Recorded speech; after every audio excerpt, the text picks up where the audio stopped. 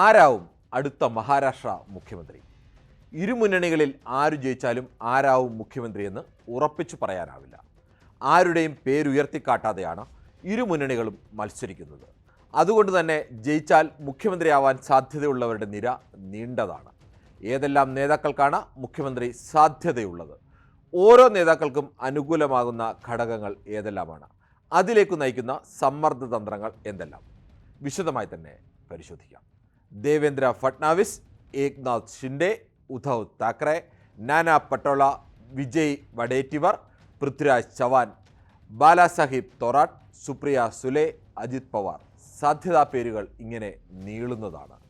മുഖ്യമന്ത്രി സ്ഥാനത്തേക്ക് ആരുടെയും പേരുയർത്തിക്കാട്ടാതെയാണ് BJPയും ഏക്നാഥ് ഷിൻഡെയും അജിത് പവാറും നേതൃത്വം നൽകുന്ന മഹായുതിയും കോൺഗ്രസും ഉദ്ധവ് താക്കറെയും ശരത് പവാറും നേതൃത്വം നൽകുന്ന മഹാവികാസ് അഘാഡിയും മത്സരിക്കുന്നത്.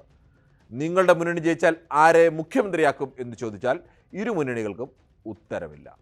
ഓരോ സ്ഥലത്തും ഓരോരുത്തരുടെ സ്വാധീനമനുസരിച്ച് തരം പോലെ പലരുടെയും പേരുകൾ മാറ്റിയൊക്കെ പറയുന്നുണ്ട്. ആരുടെയും പേര് വ്യക്തമായി പറയാതിരിക്കുക, എല്ലാവർക്കും സാധ്യത നിലനിർത്തുക എന്ന തന്ത്രമാണ് ഒരുപോലെ ഇരു മുന്നണികളും പയറ്റുന്നത്. ചുരുക്കത്തിൽ സാധ്യതയുള്ളവരുടെയും മുഖ്യമന്ത്രി സ്ഥാനം പ്രതീക്ഷിക്കുന്നവരുടെയും എണ്ണമെടുത്താൽ 8-9 നേതാക്കൾ വരും. സാധാരണ നിലയിൽ ഏത് മുന്നണിക്കാണോ ഭൂരിപക്ഷം ലഭിക്കുക, ആ മുന്നണിയിലെ ഏറ്റവും പ്രധാനപ്പെട്ട പാർട്ടി, ആ മുന്നണിയിൽ ഏറ്റവും കൂടുതൽ MLA-മാരുള്ള പാർട്ടി, ആ പാർട്ടിയിൽ നിന്ന് മുഖ്യമന്ത്രി ആവുക എന്നതാണ് ഒരു പൊതുരീതി. എന്നാൽ കഴിഞ്ഞ 5 വർഷത്തെ മഹാരാഷ്ട്ര രാഷ്ട്രീയ ചരിത്രം പരിശോധിച്ചാൽ ഭരണമുന്നണിയിൽ കൂടുതൽ MLA-മാരുള്ള പാർട്ടിയിൽ നിന്ന് തന്നെ മുഖ്യമന്ത്രി വരണമെന്നില്ല. ശിവസേനയെ പിളർത്തി വന്ന ഏക്നാഥ് ഷിൻഡെക്കാണ് BJP മുഖ്യമന്ത്രി പദവി നൽകിയത്. ഷിൻഡെയുടെ ശിവസേനയുള്ള MLA-മാരുടെ എണ്ണവും BJPയുമായി കമ്പയർ ചെയ്യാൻ തന്നെ കഴിയില്ല, പകുതിയിൽ താഴെ മാത്രമായിരുന്നു. നിലവിൽ ഇരു മുന്നണികളുമായുള്ള മുഖ്യമന്ത്രി സാധ്യതകളിലേക്കാണ് നമ്മൾ പോകുന്നത്. മഹായുതി ജയിച്ചാൽ സാധ്യത 1. BJPയിൽ നിന്നും മുൻ മുഖ്യമന്ത്രിയും നിലവിലെ ഉപമുഖ്യമന്ത്രിയുമായ ദേവേന്ദ്ര ഫട്നാവിസ് മുഖ്യമന്ത്രിയാവുന്നത് ഏറെക്കുറെ ഉറപ്പാണെന്ന് തന്നെ പറയാം. മഹായുതി സർക്കാർ വന്നാൽ സാധ്യത നമ്പർ 1 മുൻ മുഖ്യമന്ത്രിയായ ഫട്നാവിസിന് തന്നെയാണ്. മഹായുതിയാണ് ജയിക്കുന്നതെങ്കിൽ പകുതിയിൽ അധികം സീറ്റിൽ മത്സരിക്കുന്ന BJP സ്വാഭാവികമായും ഒന്നാമത്തെ പാർട്ടിയാവാനുള്ള സാധ്യതയും കൂടുതലാണ്. അമിത്ഷായുടെ പൂർണ്ണ പിന്തുണയുള്ള ഫട്നാവിസിന് BJPയിൽ കാര്യമായ എതിരാളികളില്ല എന്നതും നേട്ടമാണ്. മുഖ്യമന്ത്രി സ്ഥാനം വിട്ടുകൊടുത്തൊരു കളിക്ക് ഇക്കുറി ഫട്നാവിസ് തയ്യാറാവുകയുമില്ല. കഴിഞ്ഞ തവണ ശിവസേന പിളർത്തിയെത്തിയപ്പോൾ അതിന് പ്രതിഫലമായിട്ടാണ് ഏക്നാഥ് ഷിൻഡെക്ക് മുഖ്യമന്ത്രി സ്ഥാനം നൽകിയത്. എന്നാൽ അപ്പോൾ അതിർത്തി പരസ്യമാക്കാൻ ഫട്നാവിസ് തയ്യാറായിരുന്നു. ഉപമുഖ്യമന്ത്രി സ്ഥാനം ഏറ്റെടുക്കാനും അദ്ദേഹം ആദ്യം തയ്യാറായില്ല. ഒടുവിൽ ഈ ഷിൻഡെ സർക്കാരിൻ്റെ സ്ഥിരത ഉറപ്പാക്കാനായി കേന്ദ്ര നേതൃത്വം ഇടപെട്ടാണ് ഫട്നാവിസിനെ അനുനയിപ്പിച്ചത്. ഉപമുഖ്യമന്ത്രി സ്ഥാനം അദ്ദേഹം അങ്ങനെയാണ് ഏറ്റെടുത്തത്. ഇക്കുറി എന്തായാലും അത്തരമൊരു വിട്ടുവീഴ്ചയ്ക്ക് സാധ്യത ഇല്ല എന്ന് തന്നെ പറയാം. ഇനി അങ്ങനെ വന്നാൽ വരുന്ന 1 മാസത്തിനുള്ളിൽ തീരുമാനിക്കേണ്ട BJP ദേശീയ അധ്യക്ഷ പദവിയിലേക്ക് ഫട്നാവിസ് വരണം. അങ്ങനെയാണെങ്കിൽ മാത്രമാവും അദ്ദേഹം അത്തരമൊരു വിട്ടുവീഴ്ചയ്ക്ക് തയ്യാറാവുക. അത്തരമൊരു വിട്ടുവീഴ്ചയ്ക്കുള്ള ചില സാധ്യതകൾ, അല്ലെങ്കിൽ അതിനുള്ള സാധ്യത പൂർണ്ണമായും തള്ളിക്കളയാനാവില്ല. RSSന് നിലവിൽ താൽപ്പര്യം മധ്യപ്രദേശ് മുൻ മുഖ്യമന്ത്രിയും കേന്ദ്രമന്ത്രിയുമായ ശിവരാജ് സിംഗ് ചൗഹാൻ BJP അധ്യക്ഷനാവണം എന്നതാണ്. 16 വർഷവും 9 മാസവും മുഖ്യമന്ത്രിയായിരുന്ന ചൗഹാനാണ് ഏറ്റവും കൂടുതൽ കാലം മുഖ്യമന്ത്രിയായിരുന്ന BJP നേതാവ്. BJPയിൽ മറ്റ് പാർട്ടികളുടെയൊക്കെ നേതാക്കന്മാരുണ്ട്, പക്ഷേ BJPയിൽ നിന്ന് ഏറ്റവും കൂടുതൽ കാലം ഇരുന്നത് ചൗഹാനാണ്. ഏറ്റവും മുതിർന്ന നേതാക്കളിൽ ഒരാൾ കൂടിയാണ്. എന്നാൽ ഈ ചൗഹാൻ അധ്യക്ഷനാവുന്നതിനോട് പ്രധാനമന്ത്രി നരേന്ദ്രമോദിക്കും അതോടൊപ്പം തന്നെ ആഭ്യന്തരമന്ത്രി അമിത്ഷായ്ക്കും അത്ര താല്പര്യം പോരാ എന്നുള്ള ചില സൂചനകളും വരുന്നുണ്ട്. അങ്ങനെയാണെങ്കിൽ ചിലപ്പോൾ താരതമ്യേന ചെറുപ്പക്കാരനായ ദേവേന്ദ്ര ഫട്നാവിസിന് നറുക്കു വീഴാൻ സാധ്യതയുണ്ട്. അങ്ങനെയാണെങ്കിൽ മാത്രമാണ് അദ്ദേഹം മഹായുതി ജയിക്കുകയും മുഖ്യമന്ത്രി സ്ഥാനത്ത് നിന്ന് മാറാനുള്ള ഒരു സാധ്യതയുള്ളത്. ഇനി മഹായുതി ജയിച്ചാൽ സാധ്യത 2. നിലവിലെ മുഖ്യമന്ത്രി ശിവസേനയിലെ ഏക്നാഥ് ഷിൻഡെ മുഖ്യമന്ത്രിയാവാം.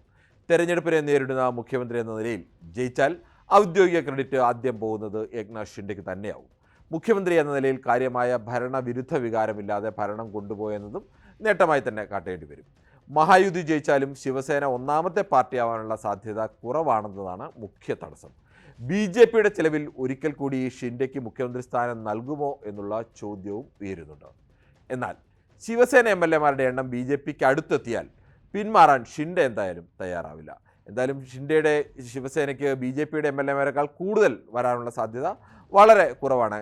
മഹായുതി ജയിക്കുകയാണെങ്കിൽ ജയിച്ചപ്പോൾ BJP ഷിൻഡെയെ തള്ളി എന്നൊരു ആക്ഷേപമൊക്കെ ചിലപ്പോൾ ഷിൻഡെ ചൂണ്ടിക്കാണിക്കാൻ സാധ്യതയുണ്ട്. മുഖ്യമന്ത്രി സ്ഥാനത്തിനായി പലതരത്തിലുള്ള വിലപേശലിനും ഷിൻഡെ മുതിരാനുള്ള സാധ്യതയുമുണ്ട്.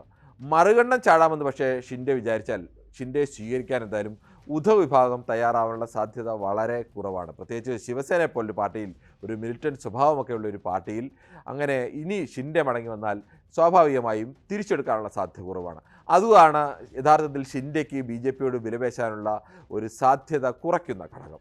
തിരികെ മടങ്ങിയാലും മുഖ്യമന്ത്രി സ്ഥാനം എന്തായാലും ഉദ്ധവ് വിട്ടുകൊടുക്കാൻ തയ്യാറാവില്ല. മഹായുതിയിൽ എന്തായാലും ഉപമുഖ്യമന്ത്രി സ്ഥാനം ഉറപ്പാണ്.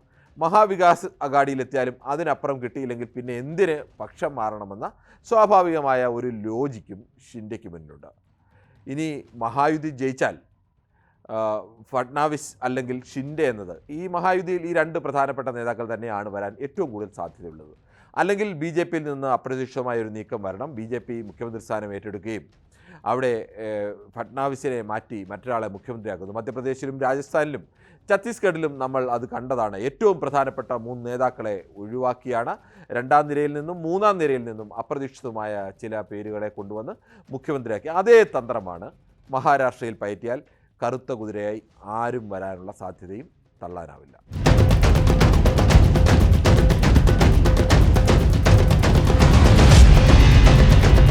ഇനി മഹാവികാസ് അഘാഡിയാണ് ജയിക്കുന്നതെന്ന് കരുതുക. അങ്ങനെയെങ്കിൽ ആരൊക്കെ മുഖ്യമന്ത്രിയാവാൻ സാധ്യതയുണ്ട്? മഹാവികാസ് അഘാഡി ജയിച്ചാൽ സാധ്യത 1 മുൻ മുഖ്യമന്ത്രിയും ശിവസേന നേതാവുമായ ഉദ്ധവ് താക്കറെക്ക് തന്നെയാണ്. സഖ്യത്തിൽ ഒന്നാമത്തെ പാർട്ടിയായാൽ അതിൽ ഒരു തരത്തിലും മാറ്റം ഉണ്ടാവുകയില്ല. സീറ്റെണ്ണത്തിൽ ഇനി കോൺഗ്രസിനേക്കാൾ അല്പം പിന്നിലാണെന്ന് വെച്ചു. അങ്ങനെയാണെങ്കിലും ഉദ്ധവിന് തന്നെയാവും കൂടുതൽ ചാൻസ്. ഉദ്ധവ് വിഭാഗം വല്ലാതെ പിന്നാക്കം പോവുകയും കോൺഗ്രസ് മുന്നണിയിൽ ഏറ്റവും വലിയ ഒറ്റക്കക്ഷിയായി വലിയ മുന്നേറ്റം നടത്തുകയും ഒക്കെ ചെയ്താൽ മാത്രമാണ് കോൺഗ്രസ് മറിച്ചൊരു തീരുമാനം എടുക്കാൻ സാധ്യതയുള്ളൂ. അപ്പോഴും ഉദ്ധവിൻ്റെ ഭാഗത്തു നിന്ന് ഒരു അംഗീകാരം സ്വാഭാവികമായും വേണ്ടിവരും. എന്നാലും മഹാവികാസ് അഘാഡിയിൽ ഉദ്ധവിന് തന്നെയാണ് ജയിച്ചാൽ ഏറ്റവും പ്രധാന സാധ്യത. ഇനി സാധ്യത 2, കോൺഗ്രസ് മുഖ്യമന്ത്രി സ്ഥാനം ഏറ്റെടുക്കുന്നു എന്ന് കരുതുക. അങ്ങനെയാണെങ്കിൽ മഹാരാഷ്ട്ര PCC അധ്യക്ഷൻ നാനാ പട്ടോളയ്ക്കാണ് കൂടുതൽ സാധ്യതയുള്ളത്. മുന്നണിയിൽ വ്യക്തമായ മേൽക്കൈയോടെ കോൺഗ്രസ് ഒന്നാമത്തെ പാർട്ടി ആയാലേ ഈ സാധ്യത തുറക്കൂ. മുഖ്യമന്ത്രി പദവിയിൽ ഉദ്ധവ് താക്കറെയുമായി ഒരു ധാരണയിലെത്താനും കോൺഗ്രസിന് കഴിയുകയും വേണം. മുഖ്യമന്ത്രി സ്ഥാനം കോൺഗ്രസിനാണെങ്കിൽ നാനാ പട്ടോള മാത്രമല്ല, പ്രതിപക്ഷ നേതാവ് വിജയ് വഡേറ്റിവർ വിട്ടുകൊടുക്കാൻ എന്തായാലും തയ്യാറാവില്ല. മുൻ മുഖ്യമന്ത്രി പൃഥ്വിരാജ് ചവാനും ഒരു കളി നോക്കും. പിന്നെ ബാലാസാഹിബ് തോറാട്ടാണ്. ബാലാസാഹിബ് തോറാട്ടും സ്വാഭാവികമായും മുഖ്യമന്ത്രിയാവാൻ സാധ്യത തേടുന്ന ആൾ തന്നെയാണ്. ഇനി മഹാവികാസ് അഘാഡി ജയിച്ചാലുള്ള സാധ്യത 3 അത് NCP വർക്കിംഗ് പ്രസിഡൻറ്റും ശരത് പവാറിൻ്റെ മകളുമായ സുപ്രിയ സുലെയാണ്. സുപ്രിയ സുലെ മുഖ്യമന്ത്രി ആവാനുള്ള ഒരു സാധ്യത പൂർണ്ണമായും നമുക്ക് തള്ളിക്കളയാനാവില്ല. മുന്നണിയിലെ വലിയ ഒറ്റക്കക്ഷി എന്ന നിലയിലൊന്നും അതിനുള്ള സാധ്യതയില്ല. എന്തായാലും മഹാവികാസ് അഘാഡിയിൽ ഒന്നാമത്തെ കക്ഷിയാവാനുള്ള സാധ്യത വളരെ വളരെ കുറവാണ് NCP ശരത് പവാർ വിഭാഗത്തിന്. പക്ഷേ മഹാവികാസ് അഘാഡി രൂപീകരണം മുതൽ അതിൻ്റെ നിലനിൽപ്പ് വരെ ഏറ്റവും നിർണായകമായ പങ്ക് വഹിച്ച നേതാവ് ശരത് പവാർ തന്നെയാണ്. ഇന്നും മഹാവികാസ് അഘാഡിയിലെ ഏറ്റവും തലപ്പൊക്കമുള്ള നേതാവ് ശരത് പവാർ തന്നെയാണ്. കഴിഞ്ഞ ലോക്സഭാ വിജയത്തിലടക്കം, അത് ഇന്ത്യ മുന്നണിയുടെ വിജയത്തിലടക്കം പവാർ ഘടകം എല്ലായിടത്തും നന്നായി തന്നെ സഹായിച്ചു എന്ന് തന്നെയാണ്. അതാർക്കും തള്ളിക്കളയാവുന്ന ഒരു ഫാക്ടറുമല്ല. പവാറിന് ശേഷം ആരെന്ന നേതൃപ്രതിസന്ധി NCPയിൽ അതിരൂക്ഷമാണ്.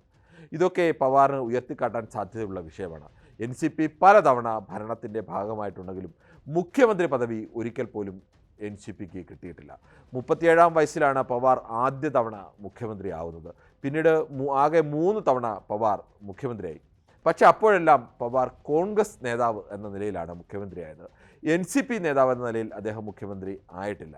ഒരു നിശ്ചിത കാലത്തേക്കെങ്കിലും മുഖ്യമന്ത്രി പദവി വേണം എന്നൊരാവശ്യം ശരത് പവാർ തന്നെ മുന്നോട്ട് വെച്ചാൽ, അങ്ങനെ ഒരു വാശി അദ്ദേഹം പിടിച്ചാൽ സ്വാഭാവികമായും രാഹുൽ ഗാന്ധിക്കോ അല്ലെങ്കിൽ ഉദ്ധവ് താക്കറെക്കോ അതിനെ തള്ളിക്കളയാനാവില്ല. പവാറിനെ പോലെ ഒരു നേതാവാണ് ഇങ്ങനെ ഒരു ആവശ്യം ഉന്നയിക്കുന്നത്. ഇതൊന്നുമല്ലാതെ മറ്റൊരു സാധ്യത കൂടി മുഖ്യമന്ത്രി പദവിയിലേക്കുണ്ട്. ഏത് മുന്നണി ജയിച്ചാലും മുഖ്യമന്ത്രിയാവാൻ സാധ്യതയുള്ള ഒരേ ഒരാൾ മാത്രമേ മഹാരാഷ്ട്രയിലുള്ളൂ. അത് NCP നേതാവ് അജിത് പവാറാണ്. നിലവിൽ അജിത് പവാർ മഹായുതിയുടെ ഭാഗമാണ്. BJP, ശിവസേന അജിത് പവാർ പക്ഷ NCP, യഥാർത്ഥ NCPയുടെ പേരും കൊടിയുമെല്ലാം അജിത് പവാറാണ് ലഭിച്ചത്. ആ NCP ചേരുന്ന മഹായുതിയുടെ ഭാഗമാണ്. ഈ മഹായുതിയുടെ ഭാഗമായി നിന്നുകൊണ്ട് അജിത് പവാർ പക്ഷത്തിന് ഒരു 20-30 സീറ്റുകൾ വിജയിക്കുന്നുവെന്ന് കരുതുക, അല്ലെങ്കിൽ 40 സീറ്റുകൾ വിജയിക്കുമെന്ന് കരുതുക. അങ്ങനെ വിജയിക്കുകയും ഈ രണ്ട് മുന്നണികൾക്കും ഈ സീറ്റുകൾ കൂടി ലഭിച്ചാൽ മാത്രമേ ഭൂരിപക്ഷം ലഭിക്കൂ എന്നൊരവസ്ഥ ഉണ്ടാവുകയും ചെയ്താൽ, ഈ പവാർ പക്ഷത്തിൻ്റെ പിന്തുണയില്ലാതെ, അജിത് പവാർ പക്ഷത്തിൻ്റെ പിന്തുണയില്ലാതെ ഭരിക്കാൻ കഴിയില്ല എന്നൊരവസ്ഥ വന്നാൽ സ്വാഭാവികമായും വിലപേശാൻ ഒട്ടും മടിക്കാത്ത നേതാവാണ് അജിത് പവാർ. അദ്ദേഹത്തിൻ്റെ രാഷ്ട്രീയ ചരിത്രം ആകെ പരിശോധിച്ചാൽ ഇത് നമുക്ക് വ്യക്തമാകും. ഇരു മുന്നണികളിലുമായി 5 തവണയാണ് അജിത് പവാർ ഉപമുഖ്യമന്ത്രിയായത്. പലതവണ മറുകണ്ഠം ചാടിയ പരിചയവും അദ്ദേഹത്തിനുണ്ട്. മറുകണ്ഠം ചാടുമ്പോഴെല്ലാം വളരെ വിജയകരമായി തന്നെ തൻ്റെ സ്ഥാനം ഉറപ്പിച്ചുകൊണ്ട് തന്നെയാണ് അദ്ദേഹം മറുകണ്ഠം ചാടിയിട്ടുള്ളതും. ആ എക്സ്പീരിയൻസ് വെച്ച് അദ്ദേഹം അത്തരമൊരു വിലപേശലിന് സാധ്യതയൊക്കെ സ്വാഭാവികമായുമുണ്ട്. അത് പക്ഷേ അതിൻ്റെ എണ്ണത്തിൻ്റെ അടിസ്ഥാനത്തിൽ മാത്രമാണ് അത്തരമൊരു സാധ്യതയുള്ളത്. മറ്റൊന്ന്, മഹാരാഷ്ട്രയെ സംബന്ധിച്ച് കഴിഞ്ഞ തവണ അറിയാം, ഈ കഴിഞ്ഞ തവണ ഒരുമിച്ച് മത്സരിച്ച പാർട്ടികൾ, ഒരു ഭാഗത്ത് BJPയും ശിവസേനയും മത്സരിക്കുന്നു, മറുഭാഗത്ത് കോൺഗ്രസും NCP മത്സരിക്കുന്നു. തെരഞ്ഞെടുപ്പിന് ശേഷം ഫലം വന്നപ്പോൾ ശിവസേന BJP സഖ്യം ജയിക്കുന്നു. പക്ഷേ ശിവസേന ആ മുന്നണിയിൽ നിന്ന് മാറുന്നു. NCP കോൺഗ്രസ് സഖ്യത്തിനൊപ്പം ചേരുന്നു. മഹാവികാസ് അഘാടി രൂപം കൊള്ളുന്നു. അങ്ങനെ അവിടെ ആ സഖ്യം അധികാരത്തിൽ വരുന്നു. പിന്നീട് അതേ ശിവസേനയും അതേ NCPയും BJP നെടുക പിളർത്തുന്നു. നെടുക എന്ന് പറഞ്ഞാൽ പോരാ, അവരുടെ ഭൂരിപക്ഷം MLA-മാരെയും സ്വന്തം പക്ഷത്തേക്കാക്കി പിളർത്തുന്നു. അങ്ങനെ അവിടെ വീണ്ടും മഹായുതി സർക്കാർ വരുന്നു. അങ്ങനെ പാർട്ടികൾ പിളരാനും നേതാക്കൾ അങ്ങോട്ടും ഇങ്ങോട്ടും ചാടിമറിയാനും ഈ മുന്നണിയിൽ നിന്ന് മത്സരിച്ച് അടുത്ത മുന്നണിയിലേക്ക് പാർട്ടി മാറാനും ഒക്കെ സാധ്യതയുള്ള, അല്ലെങ്കിൽ അങ്ങനെയൊക്കെ തെളിയിച്ച ഒരു സംസ്ഥാനമാണ് മഹാരാഷ്ട്ര. അതുകൊണ്ട് തന്നെ ഏക്നാഥ് ഷിൻഡെ പോലൊരു നേതാവ് ഒരിക്കലും മുഖ്യമന്ത്രി പദവിയിലെത്തുമെന്ന് ഒരിക്കലും പ്രതീക്ഷിച്ചിരുന്നതല്ല. ഇനി ശിവസേന ഏത് കാലത്ത് മുഖ്യമന്ത്രി പദവി ഏറ്റെടുത്താലും അത് ഷിൻഡെക്ക് ലഭിക്കാനുള്ള സാധ്യതയൊന്നും ഉണ്ടായിരുന്നില്ല. ഉദ്ധവ് അങ്ങനെ ഒരു വിട്ടുവീഴ്ചയ്ക്ക് തയ്യാറാവുകയും ഉണ്ടായിരുന്നില്ല. പക്ഷേ അങ്ങനെ ഷിൻഡെക്ക് മുഖ്യമന്ത്രി സ്ഥാനം നൽകി ഒരു പാർട്ടിയെ പിളർത്തി ഒരു സർക്കാർ രൂപീകരിച്ച സംസ്ഥാനമാണ് മഹാരാഷ്ട്ര. അതുകൊണ്ട് തന്നെ നമ്മൾ മേൽപ്പറഞ്ഞ പേരുകാരൊന്നുമല്ലാതെ മറ്റു ചില പേരുകാർ മുഖ്യമന്ത്രി സ്ഥാനത്തേക്ക് വന്നാലും മഹാരാഷ്ട്രയെ സംബന്ധിച്ച് ഒട്ടും അത്ഭുതപ്പെടാനില്ല.